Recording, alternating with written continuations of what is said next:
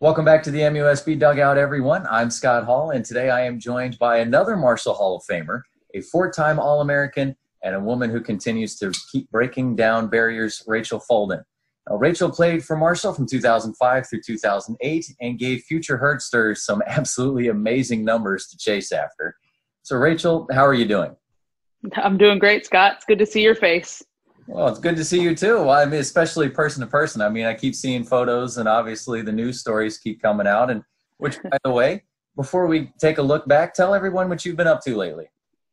Well, I just got hired by the Cubs, so that's pretty cool. And then the Major League Baseball and minor league baseball seasons both got shut down.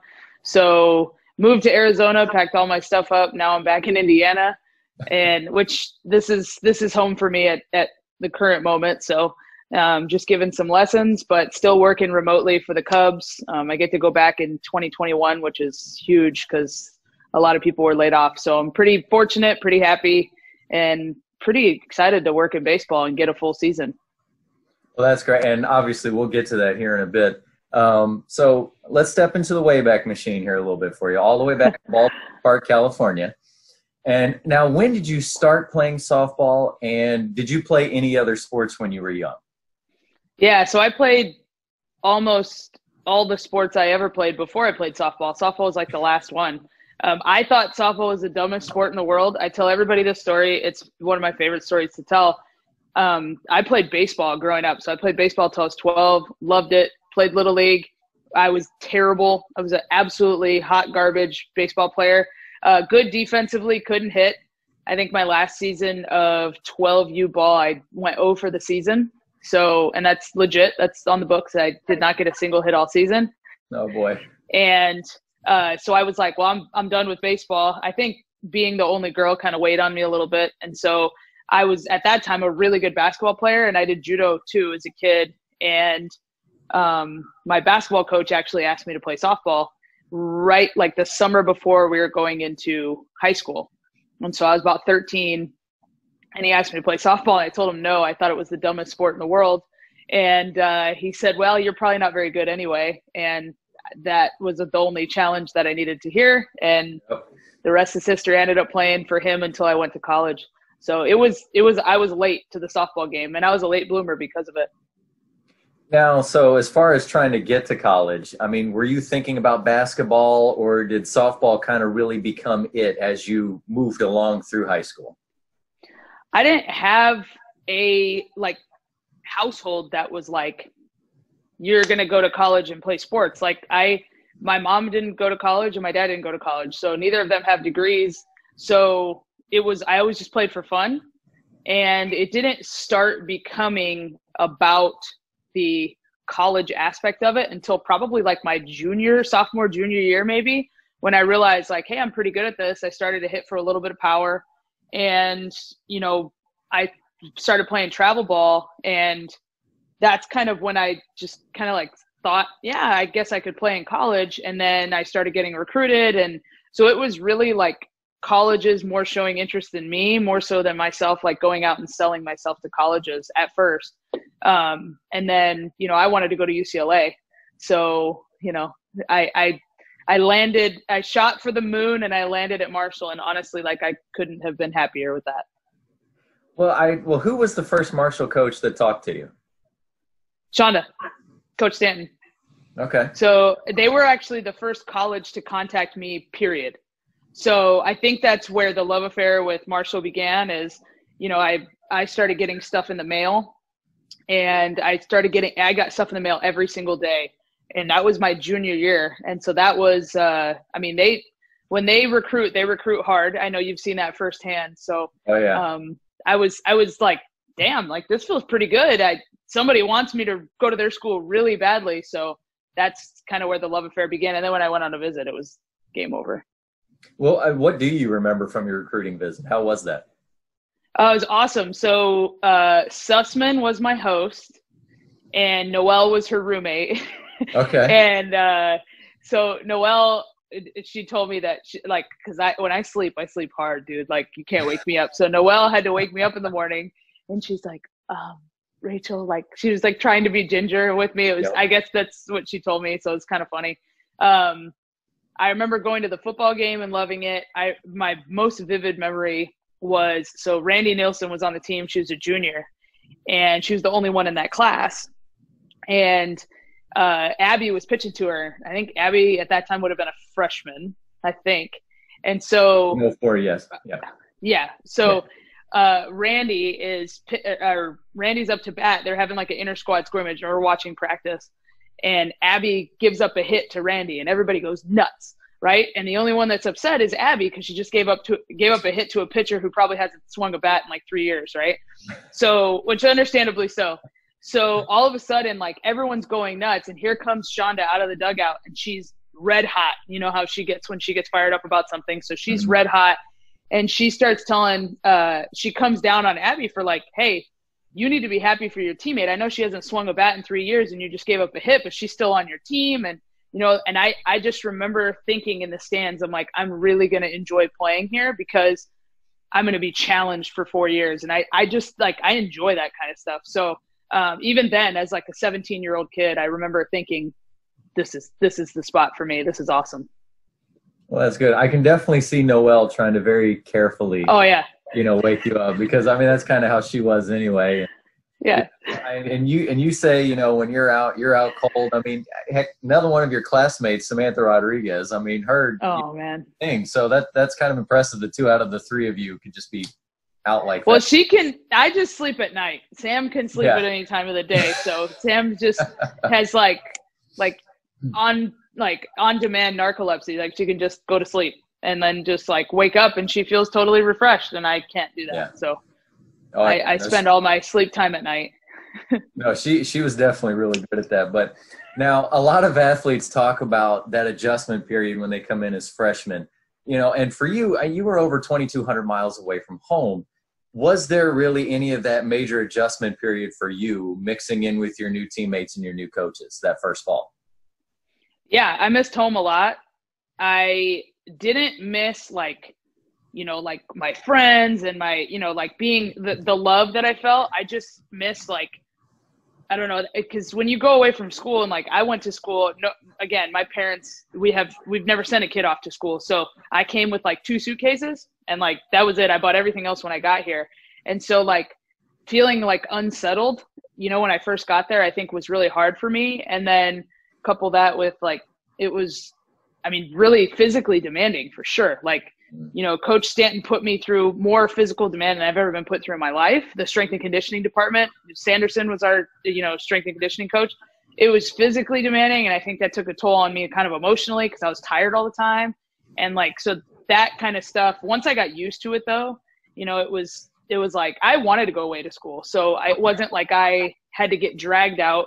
The only hometown school I wanted to go to was, again, UCLA. So like, other than that, I was like, I want to get out of the house. I want to go and like be an adult and like live my life. And so, that I looked forward to it. I didn't feel like any sort of like, oh, I miss home, I want to go home. But I mean, a lot of athletes, they talk about too, especially when they're playing a spring sport.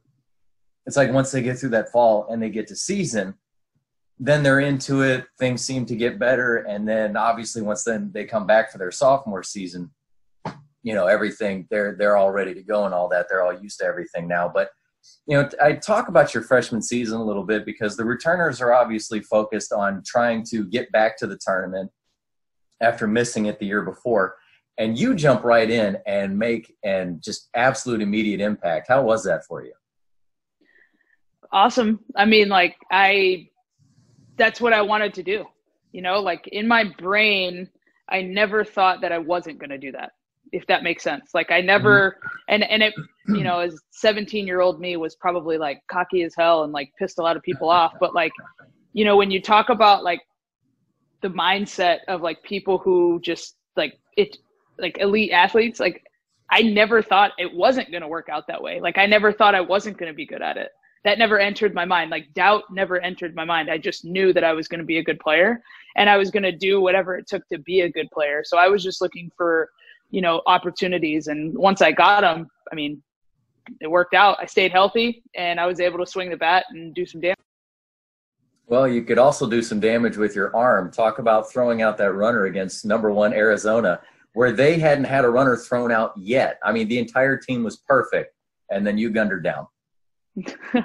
Yeah, I guess that was perfect pitch to throw on, and I got rid of it quick. And good tag by probably Jess would be my that's what I imagine being at shortstop. I don't think we had second base covering really a whole lot in my career until later. So, yeah, just perfect throw, perfect pitch to throw on, just perfect scenario. Probably a bad jump by the runner too, let's be honest. I remember asking you about it after the game, and you said once she got there, you said you got down in your crouch going, come on, just do it. Yeah. Do it. Just do it. Yeah, like that's what you want to compete, right? I just wanted to compete, like your best against my best. Let's see what we got. Exactly. And I mean, you got to see it right there, throwing her out. But now let's jump ahead to the MAC tournament. What do you remember there from your freshman year in that wild game against Western Michigan? What do you remember from that one? So I actually ran into the Western Michigan coach like 2 years ago. Karen Leakey is her name, I think. And yeah, so we were talking about, I was like, do you remember that game? She's like, dude, that game was like legendary. So we were talking about it. So what I remember is getting screamed at for, I think I pouted hitting an infield fly ball, probably. And then coach got thrown out and had to watch from right field. And that was like mildly comical, but like, I mean, it was an intense game. And I just remember like the weather was bad, like everything, like it was just like, it had everything. And it really reminded me a lot when I was watching in 2017 when the Dodgers and Astros were playing, that one game that they played that was like 11-10 or 11-9, where it just was like home run here, home run there, error, bomb here, walk here, hit. It was just like had everything in it. And that game. I remember watching that in my basement, and I'm like, God, this feels a lot like that MAC tournament game. It was just crazy. It was wild. It really was. I remember Ryan Epling and I were calling the game, and when you came up that last time there in the seventh inning, Ryan had said the only thing more dangerous than an 0 for 3 Folden is an 0 for 4 Folden, and then of course you crank one out, and that made the score 13-4. I mean, who knew at that point that would end up actually being the game-winning home run when you're now up 13-4? But yeah. They just came absolutely storming back. Yeah, that was definitely one of the wildest games that I remember too. But I mean, so unfortunately the season ends with the championship game loss. What did you take away from that day, especially being a freshman? I thought we were close. Like, we were. I think that there was a dropped pop up in foul territory. And then we ended up walking her, I think it was like Pogendorf or something, and then somebody got a game-winning hit against us at Miami, right? It was Miami that beat us. Yeah, it was Miami. And I remember thinking like we were one play away from like just getting to the next level, and we were close. And I was like, we were losing Randy, so I knew we were losing a pitcher, but I felt like we had the offense to like take us through the next year. And we got damn close the next year too. And then, it's funny because I tell people all the time, like, I never made the tournament. I never made the tournament in my 4 years, and Marshall's made it, 3 or 4 times now? Twice. Yeah. And, like, that's just awesome. Like, so fun to watch them, and especially when I get to watch them on TV from my house. But, like, yeah, I experienced a lot of heartbreak in my 4 years. Let's put it that way. I remember those, unfortunately, too. But so now your sophomore year, not quite getting to the conference tournament yet, but new conference, new teams, new players. Now, was that a big adjustment for you, seeing as how you had only been in the MAC for 1 year? Because I had talked to, Amanda and Jessica, where obviously they played in the MAC for 3 years. So this was all just completely brand new to them as far as new opponents and everything. Was that a major adjustment for you? No, I don't think so. I think we played in nicer stadiums. That was probably about it. You had a little bit more money in the conference. We played at nicer stadiums. We stayed at nicer hotels. We had a little bit bigger budget. That was basically the only challenge, or the only change, but the challenge was the same, I think. Just trying to win your conference. Like, I didn't really see it as a big change. But again, I didn't live in the MAC for 3 years. I was just like, oh, we had 1 year of that. Now we got 1 year of this. Like, let's go. Well, now describe your sophomore season, because you set the single season home run record at 18. The previous mark was 10. I mean, you broke it with your second home run of the day against Southern Miss on March 12th. I mean, you still had so much more of the year to go. I mean, what was that year like for you? Well, I remember thinking I'm really happy that we played that tournament in Georgia because they had like 200-foot fences all the way around. And so like that was like, I think I hit 3 home runs in a game against Austin P. Yep. And like that one was just like, once that happened, I just remember thinking like, hitting home runs is a lot of fun. Like I should probably do more of this. And so then from then on, it became like I was trying, like 100% trying to hit them. And, I think it helped in a weird way. It helped make my pitch selection better because I was zoning in on pitches that I could hit really, really hard versus like just putting balls in play. Cause I was always a really good contact hitter. And that was even in high school. Like I didn't have a lot of power in high school, but I was really hard to strike out, which is funny because I ended up being like, everyone knows me as like this power hitter and stuff, but it was like I was a high average hitter first. And so once I started to get in the groove of like I can actually try to hit home runs and pop one out every once in a while, that became the goal. But yeah, I remember thinking like, this is fun. Like I should try to do this more often, and it wasn't ruining or wrecking my swing at all. And so, that became the goal. Is just like I remember thinking to myself like every stadium I play in, I want to try to hit a home run in that stadium. So like when we went to Georgia, I tried to hit a home run at Georgia. When we went to, like all the places, I was like, I want to hit a home run in this stadium, and came pretty close. Like I really wanted to. Well, when you hit 58 in your career, there's definitely a good chance that you were really able to spread them out. I mean, you did have several multiple home run games, and obviously that one with 3 against Austin P. And I remember with that one, I'm sitting out in the outfield filming, and on your second one, the center fielder says, "Why are we pitching to this girl?" And then your third one, she turns around and just as she's watching it fly, she just goes, "You've got to be kidding me." Of course, obviously saying the bad word. And then she sees me with the camera and I said, "Don't worry, the sound's not on. You're okay." But I think on your last at bat, they walked you, and she goes, "Oh, thank God." With the bases loaded. Yeah, exactly. It was like she didn't want to watch another one just go flying over her head that she has no chance to try and catch. So, but now, so after all of this, towards the end of that year, your walk numbers just begin to start ballooning. With about a month left in the season, that of course started a trend that went out through the rest of your career. Was it frustrating at all as a hitter to get walked that often? At first it was. It had never happened to me before. So like watching that go on, and like I'm like, gosh, man, I want to hit, like I want to be the person that drives in the winning run, and I want to be the person, because that's like those are the moments that you grow up and you dream about. And so when they started to get taken away, that's when I really feel like I learned how to be a really good teammate and understand, like, because at first it was frustrating and it was like all about me, right? Like, I want to hit, and it just was disappointing. But then it became like I really had a lot of fun watching Sam drive in a lot of runs, and that like hitting behind me, and that made me a better teammate, and it made me more aware of like my impact on the rest of the lineup versus just going from at bat to at bat of what I could control. So I think I learned a lot going through that experience for sure. Well, I mean, seriously, with you two, pick your poison. Do you want to let you smack one out, or do you want to let Rodriguez come and smack one out? So, I mean, take your choice here with that. But so another trip to the conference championship, and unfortunately another loss. Did you take away anything different from that game as opposed to what you took away from your freshman year? No, they hurt the same. I think the manner in which we lost, though, was like a little bit more of like a nice little punch to the stomach. I feel like that year we lost every single game on a 3-run home run. So we gave up a lot of 3-run home runs that year.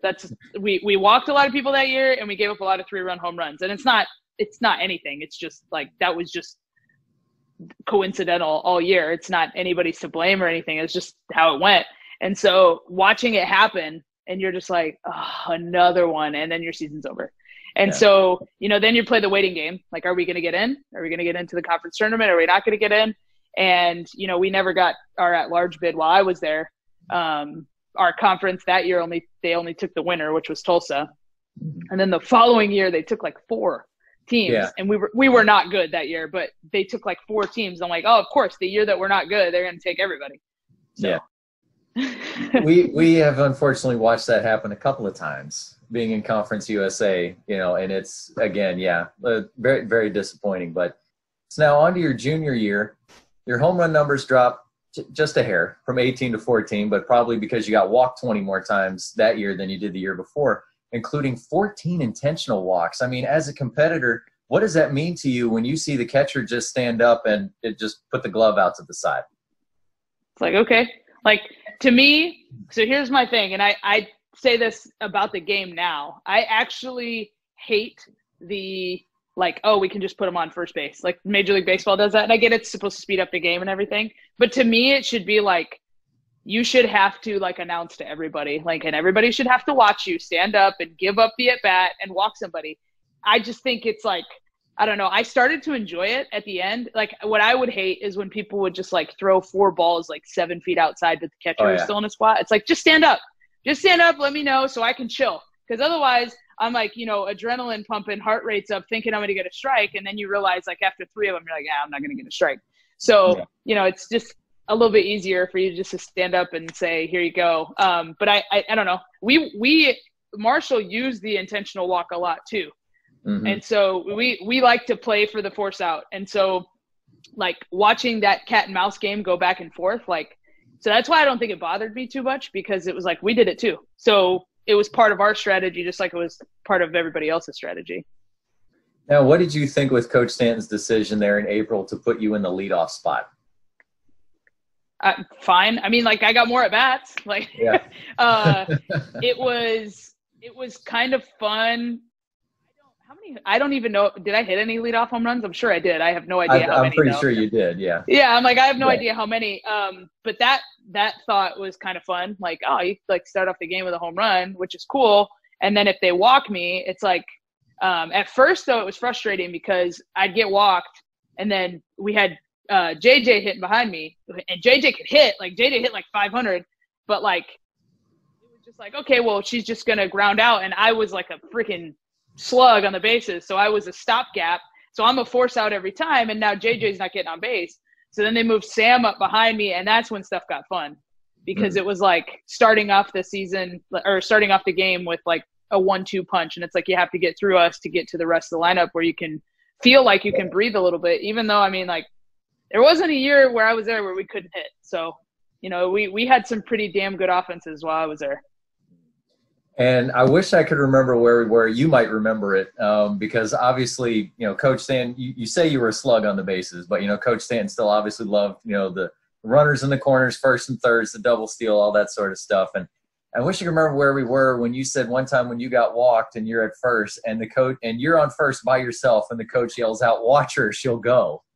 That was Louisville, which was kind of funny because they're like ranked, and they're like, "Watch her, she'll go." And I'm like, I think I had like 10 or 11 stolen bases, and all of them were on the backside of a first and third play. So, I mean. Well, that's where they're just looking at the numbers, I guess they're not maybe seeing the full scouting report anyway. But yeah, I definitely remember you laughing about that. But, so unfortunately, again, season ends early. Now, what was your mentality going into your senior year? I just wanted to be better than the year before. Like, that's it. Because we were bad my junior year. We were bad considering the 2 years of success that I had my freshman and sophomore year. I mean, we won I think 38 and 36 games or something like that. Like, we had a lot of success. And then going into the next year, we basically finished like 500. It was not fun. And I just remember thinking, I want to be better. Just whatever I could do. And I know that Coach and I had talked, and we in the off season, and then leading into the fall, and like, cause I was not a healthy person at all. Like, I was a big girl, didn't eat well, didn't really take care of myself. And so Coach pulled me into her office and said, like, yeah, we need you to get like on track with like, get your weight under control, get your nutrition under control. So I started meeting with the strength and conditioning staff with Coach Roos, and like got put on a meal plan, started eating better, got in better shape. And so I think that was like kind of the start of like just me thinking like, I'm going to do whatever it takes to be better this year than we were last year. And like tried to involve everybody. Like we had Folden's Fat Camp. I don't know if you remember that, where I would go to like extra workouts, and if people would come with me, we'd call, like, hey, you coming to Fat Camp today? And we would like, I think I still owe like 6 people t-shirts. So if anybody watches this and I owe you a Folden's Fat Camp t-shirt, just tell me and I'll make it for you. I for real will. Cause I told them if they came to like 3 workouts, I'll give you a Folden's Fat Camp t-shirt. So, and just having fun with it. Right. Like, yeah. Okay. Like coach challenged me, which it wasn't easy to hear at first, but then it was like, it was totally necessary. Like I needed to do it. So that was the kind of the start of just like trying to put myself in a better position to be better for the rest of the team. Well, good. And, you know, well, then how about this? You get 2 weeks into your senior season and you get drafted by the NPF, 7th overall. I mean, what did that mean for you? That was cool because it meant my career wasn't going to be over, you know, like I really, really, really wanted to play pro ball. Like when the Twins went and played and Noel went and played, like it just looked like it was so much fun. And I was like, you know, watching them go and do that, that's when it started to sink in like, oh, there's actually like a place to play after this. Like, that's awesome. And, you know, hearing their stories and watching them play and like, you know, they're on the same team as Jenny Finch. I'm like, this is freaking awesome. Like, you know, I want to go play. I want to go experience this. And so when that happened, I was like, dude, this is like the coolest thing ever. Oh, yeah. We obviously loved it getting to see you get picked. I mean, it still seems strange to me that they were doing the draft basically before everybody's senior year finishes, you know, because you could potentially miss out. I mean, like, say if you'd only been a part-time player for 3 years and then your senior year you absolutely exploded, you know, they might potentially miss out on you. But obviously you made your impact right from the start, so they were able to know that thing. But so now your senior year, you're rolling along. You're getting walked still, but you are definitely still thumping the ball. I mean, you become the 2nd player in team history to combine for over 30 extra base hits. You're batting over 400. I mean, how were you feeling going through that season, especially after all the work that you had put in before that you had talked about? There was like a stretch during my senior season, to be honest, where I felt like nobody could get me out.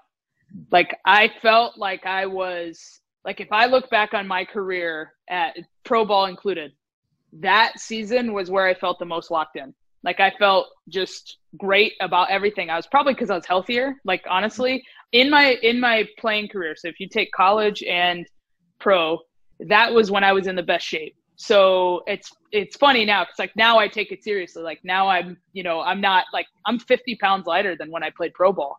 And so like now I take it seriously and I understand the value of it, especially when I'm coaching kids.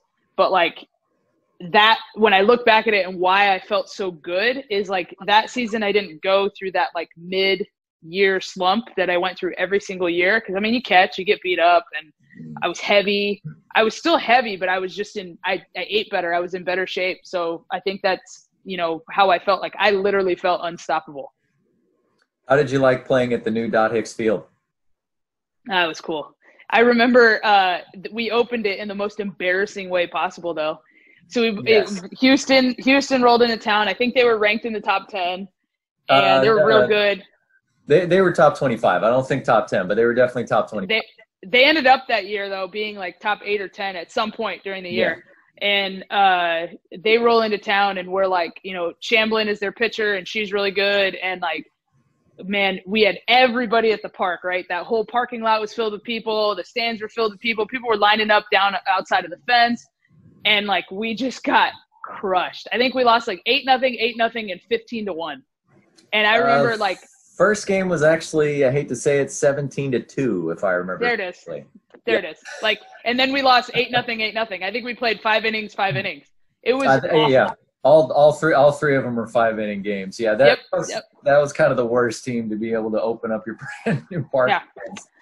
Yeah. So, and to add insult to injury, I fouled 3 straight balls off of my shin, 3 in a row, and then struck out on the next pitch. So that was fun.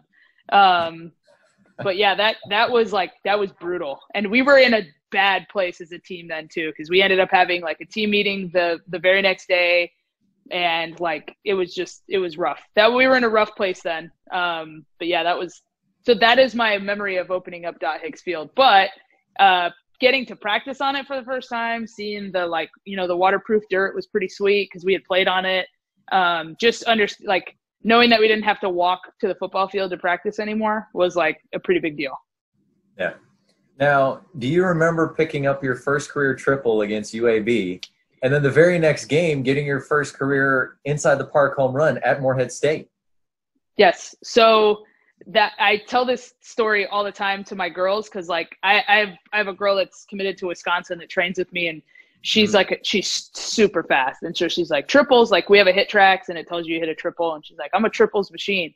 And I was like, no. She goes, how many career triples did you have? She asked me this last night, and I was like, 1.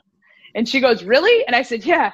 I said, I hit like a line drive off of the wooden fence, because at that time we had a wooden fence up at the dot, and it bounced straight back past the center fielder, and I ended up getting a triple. And I said, and I almost hit another one the next day because I got thrown out at home. That inside the Parker against Morehead, I got thrown out at home, and Shonda came and reversed the call, so I ended up getting a home run out of it because it was an obstruction call. So, and I was out by like 10 feet.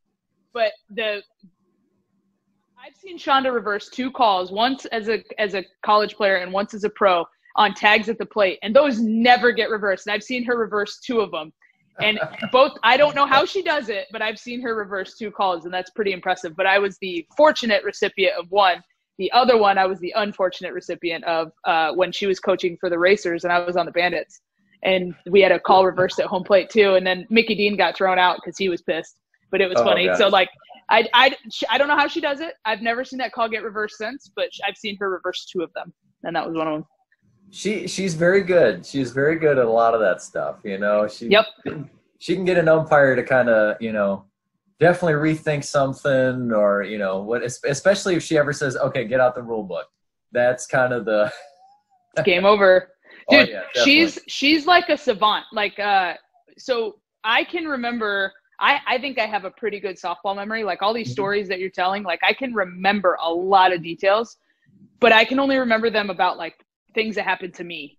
Shonda can remember every detail of everybody. Like if you sit in a room and tell stories with her, she remembers everything.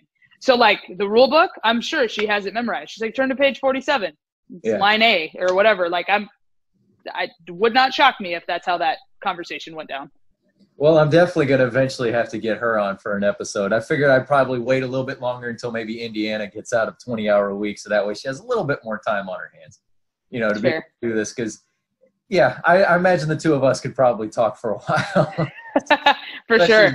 Especially as many stories as she'll be able to remember. But, you know, and sorry to bring up, you know, another heartbreaking moment, but talk about that last game against East Carolina in the conference tournament there your senior year. I remember my last at bat pretty vividly. I think I grounded out to the shortstop, and I remember thinking, I think that might be my last at bat ever. And that was like so depressing for me because I love to go up to bat. And I remember thinking like, because we were better than we were my junior year, but not great. And I remember thinking like, I don't think we're going to get in after this. I think this is probably it. And, you know, like getting knocked out, I remember like intentionally staying in the dugout and like watching them like kind of celebrate that win and just kind of soaking it in and being like, gosh, like I can't wait to like, I hope to God I never have to feel like this again, where it's just like, it feels like it's over. Now I had a place to play, so I was going on to play pro ball, but for the girls that weren't, like I felt so bad for them, you know, and like that was just one of those things where it was just like, it sucked big time. But I also knew that like, okay, I have another place to play after this. So it wasn't like, I didn't have that feeling of finality that I know a lot of my teammates did. Well, and then obviously too, with that year, it was the first year of single elimination because, you know, the year before in 2007, that's right, you all had lost the first game. You were able to keep going. You won one, and then you lose your third game. So now you're eliminated. I mean, so this was really the first time where it was you lost, and now it's done. You know, you don't get their opportunity to come back. So I'm sure that definitely made it hurt just a little bit more. That you, like you said, you knew this was it for you and Marshall. Yep. Yeah, that was. I forgot that it was single elimination. Yeah. I forgot about that. Yeah, that was the first year they did it. So now your college career has ended. You completely rewrite the team record book. You're the first All-American in team history, numerous awards, but now it's on to the NPF. How was that experience for you? Well, that was cool because, like, you know, in college, by the time I had got to the end of my career, I knew that I was like one of the better players in the country. Like, at least I felt that way.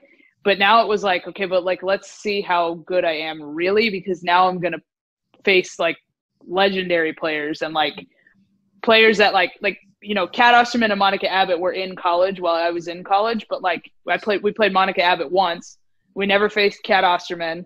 Obviously I had never faced Jenny Finch because she's older than me. And like, so going and being like, I have to face these pitchers now was like such a cool opportunity and a cool challenge. And like at that time, like I just wanted to be the best player ever. Like I wanted that in college. I wanted to be the best player ever. And like, so again, kind of like going into my freshman year, like I never thought that I wasn't going to be, like I never thought it wasn't going to work out. I just was really excited for the opportunity.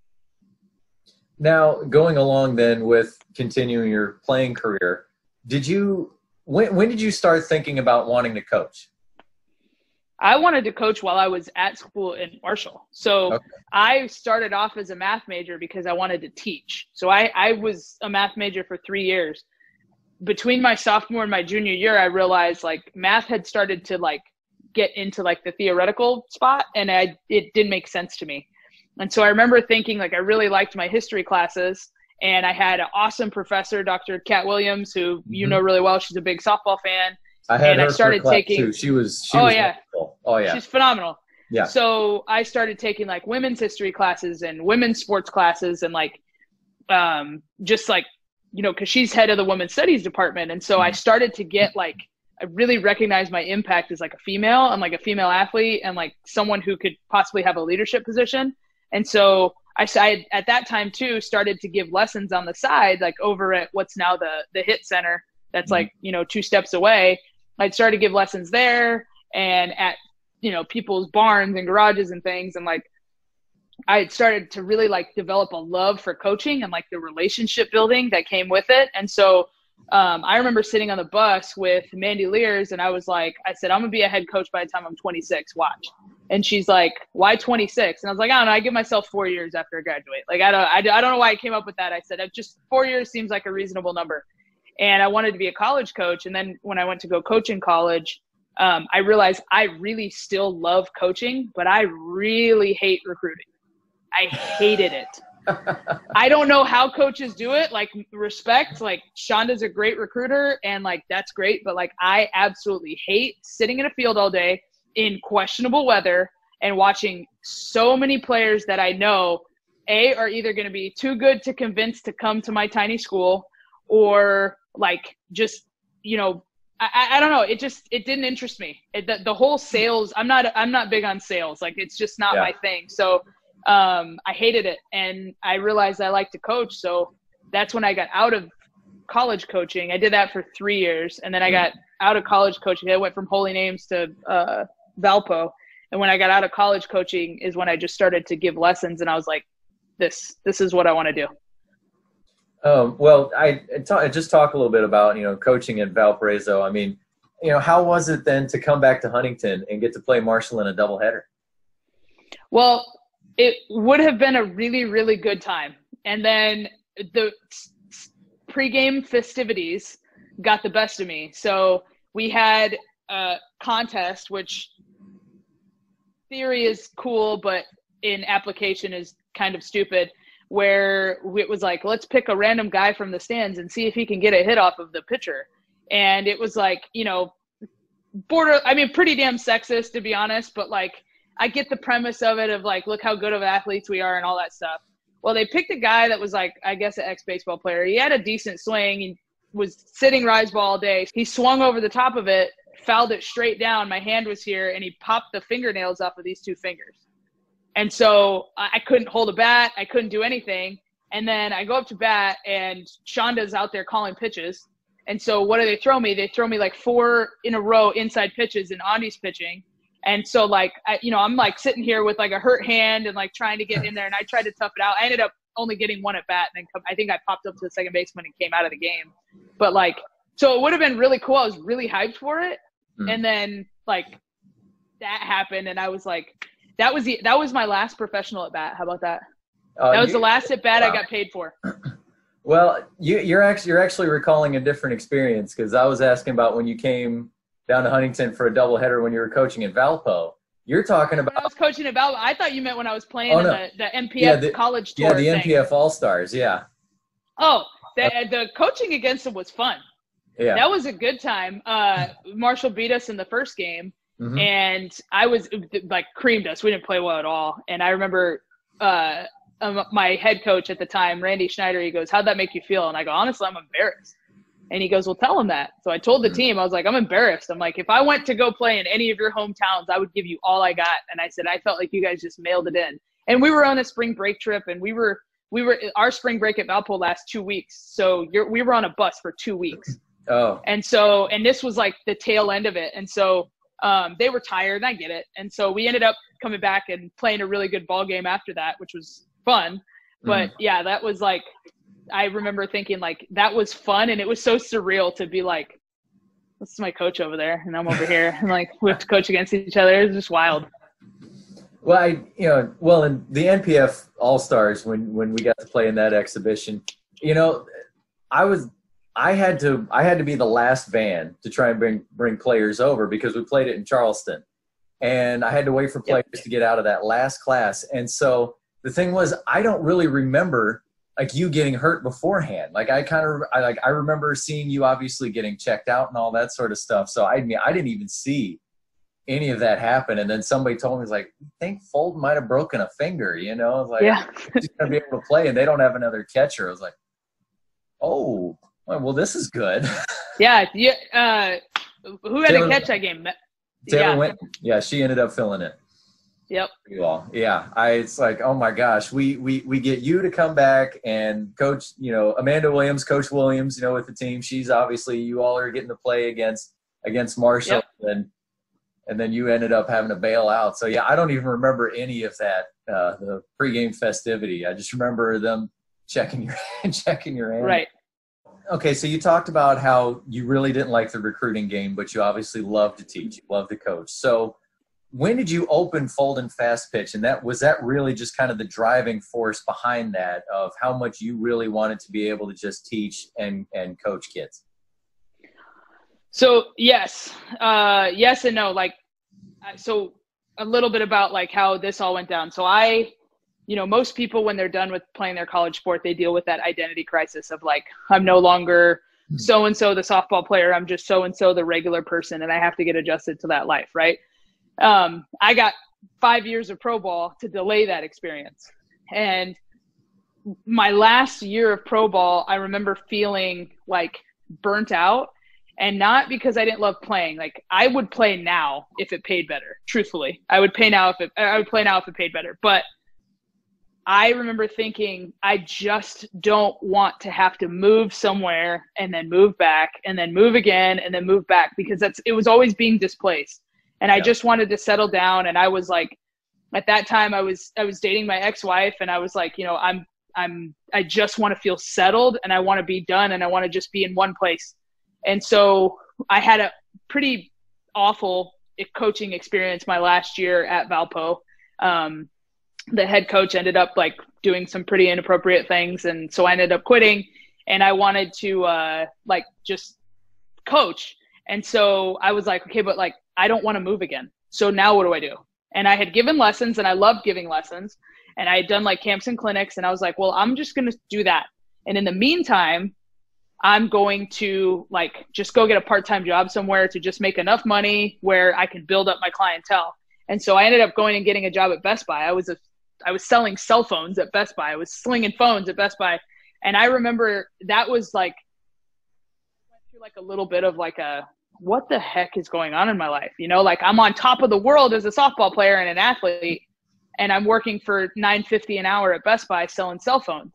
And that was like an ego, just like killer for me. That like everything just came, like my confidence was just like, dang, dude. And so, but I started to get really, really, like I started to get it back the more lessons I gave, and it ended up like taking off. I only worked there for 4 months.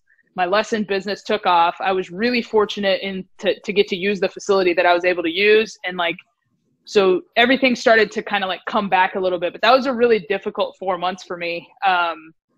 Just understanding like, I'm no longer like Rachel Folden, this badass softball player. I'm just like Rachel Folden, who's like trying to make a living.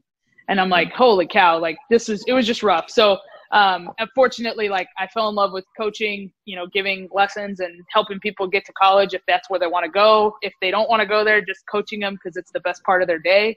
And I started to fall in love with like my players and their parents and their families and just coaching them and building these relationships. And, you know, it took off from there, and I'm still doing it and it's still operating. But that was in like 2010, 11, and 12 is when I started to like go hard at lessons. And then after 2012 was my last pro year. After that, it just became my full-time job. Well, what has it meant to you to be able to see a lot of those players that you've coached be able to try and live out their dreams and being able to go to college and keep playing? I mean, it's awesome. Like, especially the ones that, you know, like I think travel ball has kind of like streamlined the process for people, right? So like, you know now if you get on a certain travel team, like you're going to play at the next level somewhere, whether it be Division I, II, III, NAI, it doesn't matter. You're going to play somewhere. And so, you know, you're just kind of trying to help them along and making sure that like when they get there, they're good. So that they don't just like get there and sit the bench, because that would be an unfortunate experience for them. But like watching families who like mine, where I couldn't afford college, and watching them get college paid for and reaping the benefits of like all the hard work and all of the sacrifices and lack of family vacations and lack of Christmas presents and things like that, the same stuff that I had to deal with, watching them get their college paid for or getting a discount is like, that's the coolest part to me. Just because like, I mean, especially right now, like college is like ridiculously expensive. Yeah.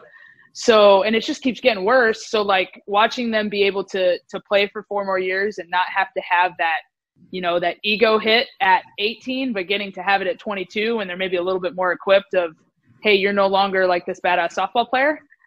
That's been pretty fun. Well, good. Well, I talk about how the opportunity with the Chicago Cubs came up. So people ask me this, like, did you want to like work in baseball? Did you know you want to work in baseball? Did you apply for the job? And the answer is, I've always wanted to work in baseball. I've always enjoyed baseball, but I've always had this love for coaching women, right? So I've always wanted to coach women because I think like sports can help you find your voice, and they can help you find your confidence as a female that like when the rest of the world is not going to give you that, right? So I've always been a huge advocate of that. And so I've always liked baseball. I've always coached my girls like boys, to be honest, like teaching them how to swing like major leaguers and things like that. And then I got approached, this was in 2017, I think. I got approached by Elite Baseball, which is a company in Chicago, and a really big baseball company. They train pro guys, they train youth, they have travel baseball teams, and they wanted to expand into softball. And so their president of that company, his name is Justin Stone. And there's a guy that lives out, they're in Chicago, which is an hour away, but there's their lead instructor, their number 2 guy he lives out by me. And so he had been hearing about me through word of mouth. He kind of started like following me on Twitter. And so we met, and they wanted to expand into softball. And so they said, hey, do you want to be the face and help us be like basically our fast pitch director? And I said, well, I don't want to stop giving lessons, and I don't want to move to Chicago, but I want to be involved in whatever you want to do to expand to softball, because you guys do a really good job in baseball, but I also want to be involved in the baseball side. I said, you can't leave me out of the baseball side. And he goes, okay, that's fine. So then I started to go up there like once or twice a month, spend the day there, learn everything. I learned how to use all of the tech tools. I learned how to do movement screens. I learned basic knowledge in like, you know, anatomy and physiology, which I think every hitting coach on the planet should learn, and just learned how to coach better. And so, but because I was always surrounded by them, we built this relationship and we started working together. So then we started offering consulting services to like college baseball and college softball teams. And I got to be involved on those. And once the president, his name's Justin Stone, like I said before, he was the consultant for the Cubs. He was a consultant for the Cubs. And then he got hired as the director of hitting. So I remember we were driving to Ann Arbor to work with University of Michigan. And so I got to meet Hutch, which was awesome because she's legendary, right? Yeah. So I got to meet Hutch. And then on the way up there, he goes, he's like, by the way, I got hired by the Cubs as the director of hitting and I need minor league coaches. You want to work for me? And I was like, this is honestly, I go, yeah, I would love to. That sounds like a great idea. And so when it became time for him to hire, I was suddenly very well qualified because I had used all the tech. I've been coaching forever and, hitting coach. It was just like a natural fit and I knew how to do everything that he wanted to implement. So I suddenly became very well qualified for a hitting coach in the minor leagues. And I'm also the lead lab tech, which is just a fancy way of saying I know how to turn everything on and make sure it's working. So it was just kind of I got in line with the right people. And when the time came, God paid me back a little bit for all the hard work, which was awesome. I know. What has that experience been like since you got hired? Now, I mean, unfortunately, things obviously got canned a little bit, back in February and everything. And I mean, even minor league seasons just got dropped totally. But I mean, still, what has that been like for you? The people I get to rub elbows with on a daily basis is like insane. Just the interview process was wild. Like, I know for a fact, none of my other hitting coach peers had the same experience, but I had to go for an interview with Theo Epstein and Jed Hoyer. Like that was part of my interview. And I'm just Forbes top 50 executive in the world. Like I just got to meet with them just casually and, just talk to them. Like no big deal, no pressure. And so I had to meet with them. And basically it was like I had been recommended for the position. I had to just not let them have any inkling that I couldn't handle all of the Twitter crap that was going to come my way. Right. And that was, could I handle what was going to come my way? And so, just starting there, it's like, okay, like, I guess I'm going to go work for the Cubs now. And so, I got just kind of acclimated. Everything from then on was just like a dead sprint, I got to go to Arizona. I moved down there for instructional league. It was a 6-week instructional league, and we had 2 groups. And it was just like, they don't care about your feelings. They don't care that you're a girl. Nothing. It's like, here's our practice plan for the day. Don't be late to practice. Here's what you need to do. Make sure you do everything that you need to do. And so it was very much like just trial by fire, just learning everything and learning to keep up and to manage your day. And just when I got into a groove, the world shut down. And so, that was unfortunate. I think we had instructional league and then we had 2 or 3 days of minor league spring training. So after big league camp breaks and they go off to go play their season, we just started minor league spring training. And so the major leaguers had just finished like what would have been like their second to last game. And they were supposed to play the Dodgers that night. I had family in town. And because my family's a bunch of Dodger fans. And so we had family in town and we ended up not playing that game. And then the rest of the world canceled their season. Yeah. So I had to just kind of sit in quarantine for a while we all tried to figure out what the heck we were going to do. I read a lot. I worked on my Spanish, just tried to keep myself busy. I cooked a lot. I cleaned a lot. And then I was just like, you know what, it's minor league season's canceled. So I moved back up here and I'm just giving lessons, running my business. Okay. Well, and I'm sure obviously having fun with your dogs. I bet they probably enjoy they're the best desert time out there. Yeah.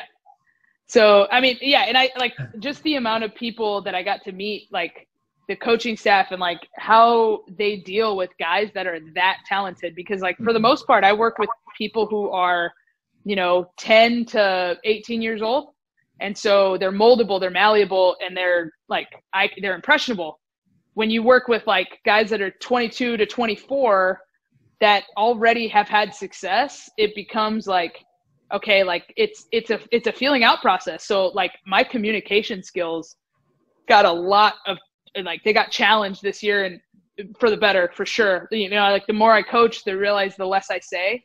because I know how beneficial that is to just let people figure stuff out on their own versus like always trying to be the voice that's like telling them what to do.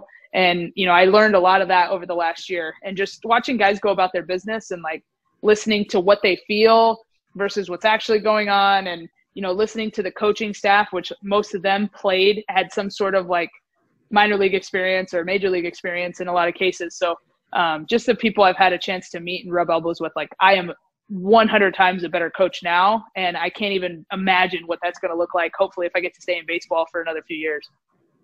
Well, and actually talking about that, and you know, mentioning that your family, a bunch of Dodger fans, so I'm sure you all enjoyed that World Series win. Yeah, for sure. Yeah. What would that get to mean to you to be a part of something like that, whether it's with the Cubs or if you end up working with another team?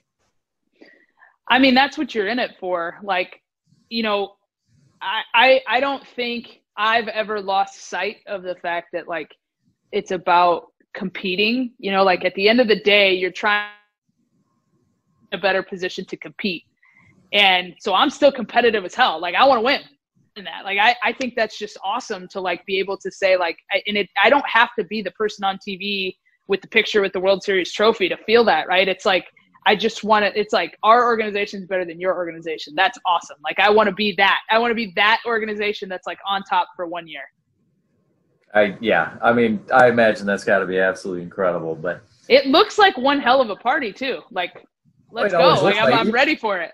Yeah. I mean, even just what you see on the field, just the celebration of everybody together on the field, you know, it's where you get to have that moment of everything we just worked for has just come to fruition. So, you know, but now time for a little bit of fun. So what are some of your best memories from your playing days, either on or off the field?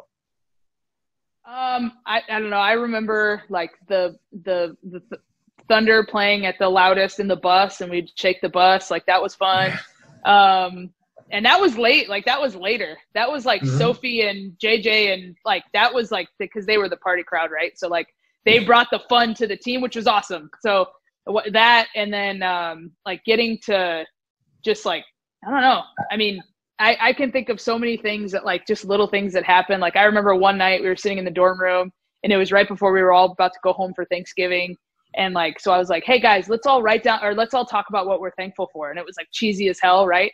And so we sat around, and it ended up being like we were up till 3 a.m. just talking. And it was like me and Dee and Sam was there, and we were all like, the whole block of the dorm room ended up in our room, and we were just chatting. Like there was no like, you know, it's just like one of those nights where it was just something special happened. So I can remember things like that. Yeah, just conversations going on. I remember Shonda calling me into her office at 3 a.m. when we got back from Tennessee, asking me if I wanted to transfer because people were talking in the stands about how I was going to go to Tennessee next year, apparently. Oh God. I remember that. That was like, that went through me for a loop. I'm like, huh? Like what's going on? There's just so much that like I think about. Halloween was always a good time because we'd all get dressed up. I was a Oompa Loompa one year. That was fun. Yeah, like, I don't know. I don't remember it being anything other than a really, really good time. Like, if I could do my college experience over and you could tell me I could go anywhere I wanted, I'd go to Marshall 100 times out of 100. Well, good. Now, do you remember doing Ghost Ride the Whip before games? When you get a new car and you're feeling like a star, okay, what you gonna do? Ghost ride it. Ghost ride your whip. When you get a new car and you're feeling like a star, okay, what you gonna do? Ghost ride it. Ghost ride your whip. Pull up, hop out, all in one motion, dancing on the hood while the car's still rolling. I remember that. I remember the Foldies. The Foldies were fun. I was actually about to get to that next. So what brought that on? What started that? So when, because I don't think I started that my freshman year. I think I did that my sophomore year.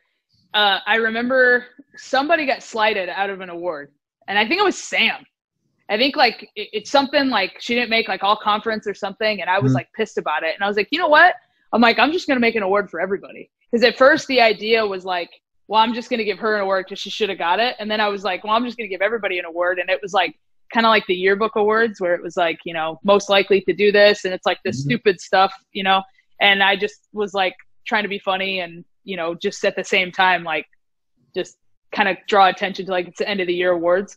So it just became something fun for me to do and gave me something to do on the bus. Oh yeah. No, you gave me a couple. I still have them. Yeah. That's good. That's good. Oh yeah. I wonder if others still have them too. I would hope so. I mean, I always look forward to it. And then when you ended up giving me one, it was kind of, ooh, okay. Yeah, dude. You're like as much of an OG to this program as anybody else. I can't think of anybody who would be more ingrained in the history of Marshall softball than you. I think you've weaved in through multiple coaching staffs now. Like you've got a really, really cool perspective and a cool career that you've taken. And it's like, it's been fun to watch. So I'm a big fan of yours. I think you've earned every bit of like, you earn every bit of recognition you ever get. And I hope you get a lot of it because you deserve it. Well, thank you, Folden. I really appreciate it. Well, that was one reason why when I started doing these videos, I had to start off with talking to Coach Byrne because she was the first coach, and I never got to talk to her before. So she's the only coach we've had that I haven't experienced here. See? Yeah. I've been through all the rest of them. So, but so going back to a coach though that you played for, I mean, what was it like to play for Coach Stanton? It's demanding. Like you don't get a lot of like relaxing time, which is perfect for me because I am just like high energy all the time, want to do things, want to be challenged, constantly want to learn. And she did every bit of that. And I think where Coach Stanton, in her value of making her such a good coach, is she cares about you and she will always care about you. She cares about you, Scott. She cares about me. She cares about our well-being. She will always care about us. And I think that once you develop that level of care, after that, everything just becomes like, what's your style, right? Like once I know you care, it's like I can adapt to your style as long as I know that you have my best interests at heart. And I think what Coach Stanton's really, really good at is she will get, if you're willing, she will get the best version of you out of you. And so she's not going to try to change you into what she wants. She's just going to try to make you the best version of yourself. And, that oftentimes means that she's very, very demanding.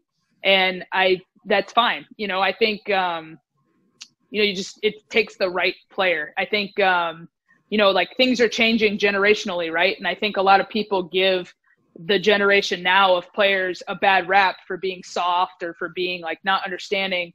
And I don't think that's true. I think the generation of kids that are in college right now have way more to deal with than I ever did. I think there's so much more going on in their lives than ever were in my life.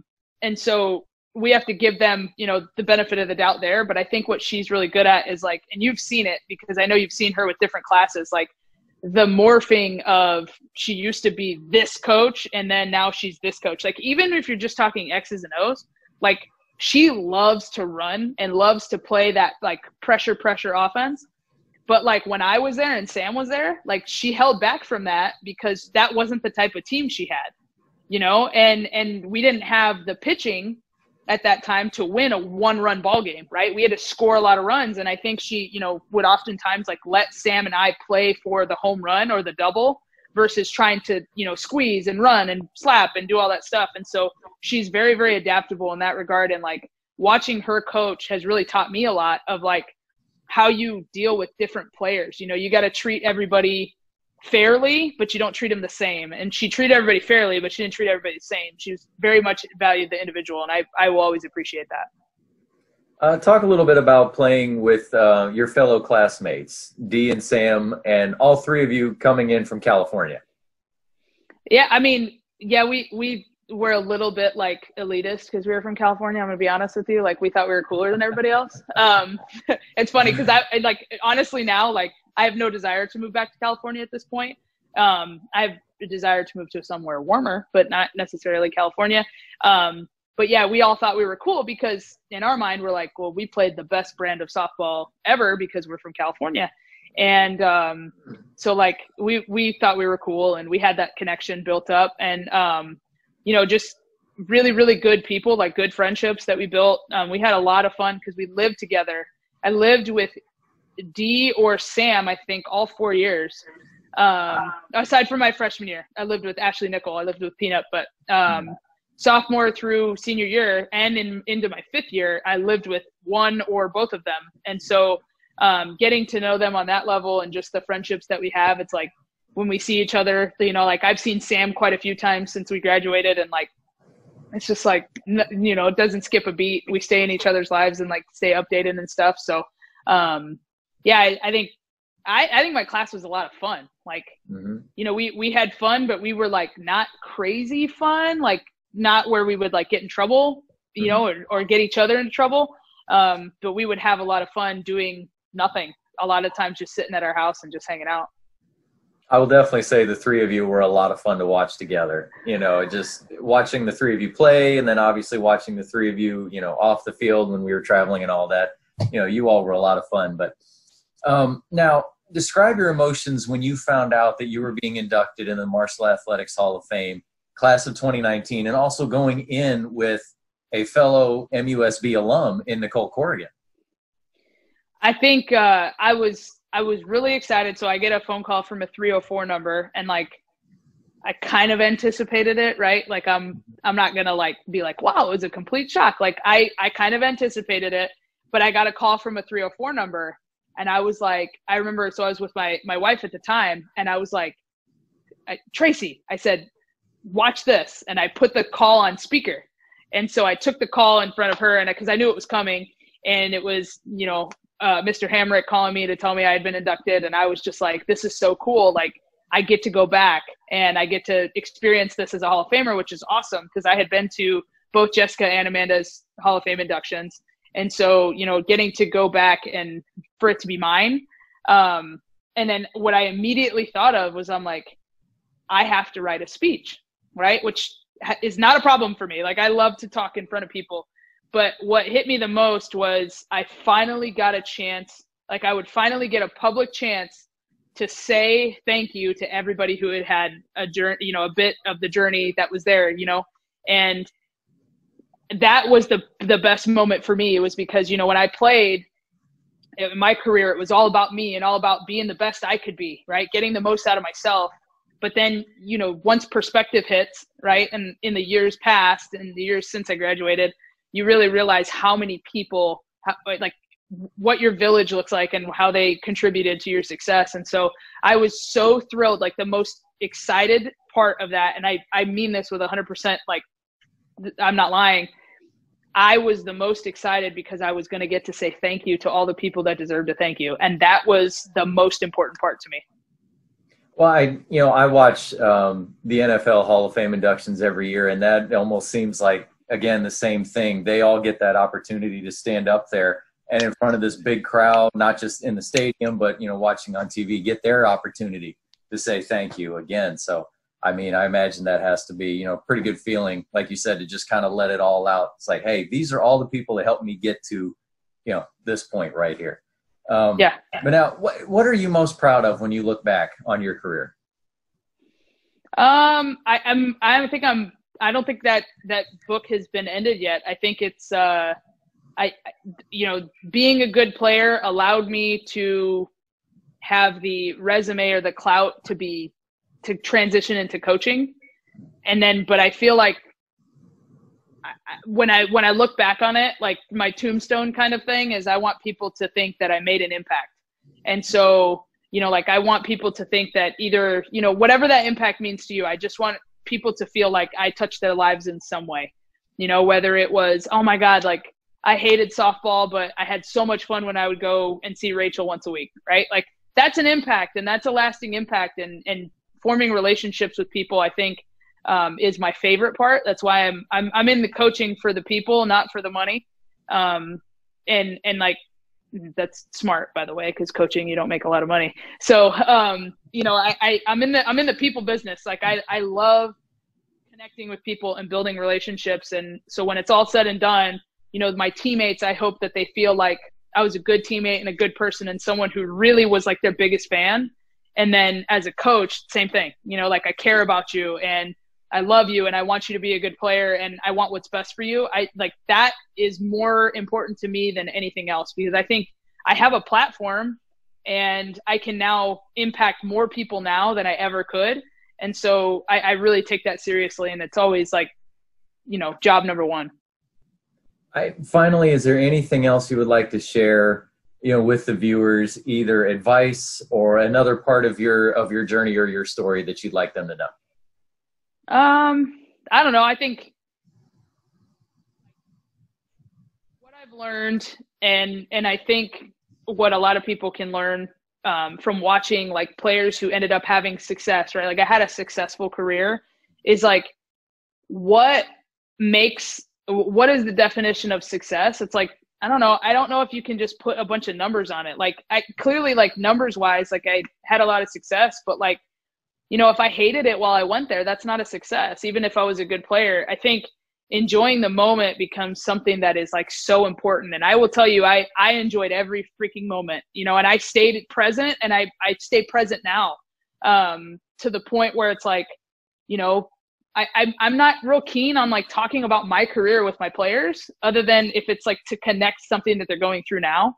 I'm in the moment, like I'm here coaching you, I'm here servicing you. So I think like staying in the moment and understanding like this is happening to me right now, whether it's good or bad, I think is just so important, because like the rest of the stuff will take care of itself. Like, Scott Hall will write your history down. Like you don't have to worry about that, and I wish someone would have told me that when I was in college. Like people will tell the stories about you, but like just enjoy the moment and make the most out of every moment as it comes on. Cause I think I've done that, and I'm very, very blessed, and I'm very content with where I'm at right now, for sure, because of it.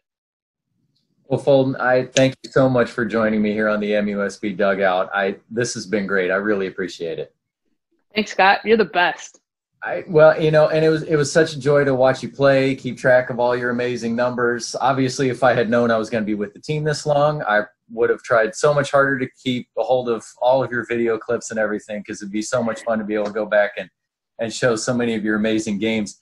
And, going back to with your numbers, when I spoke to Shaylin Braxton a few days ago, she wanted me to make sure that I tell you that chasing after your numbers was by far the hardest thing she has ever done in athletics in her career. So, but she definitely. Well, I'll tell you what, Allie Harrell and Maya Stevenson are making that damn thing look easy. Because I think you're going to be talking to them 10 years from now, and you're going to be talking to them about their Hall of Fame induction and their impact and all that stuff that they've done. The team that's up right now is like so fun to watch. It's crazy.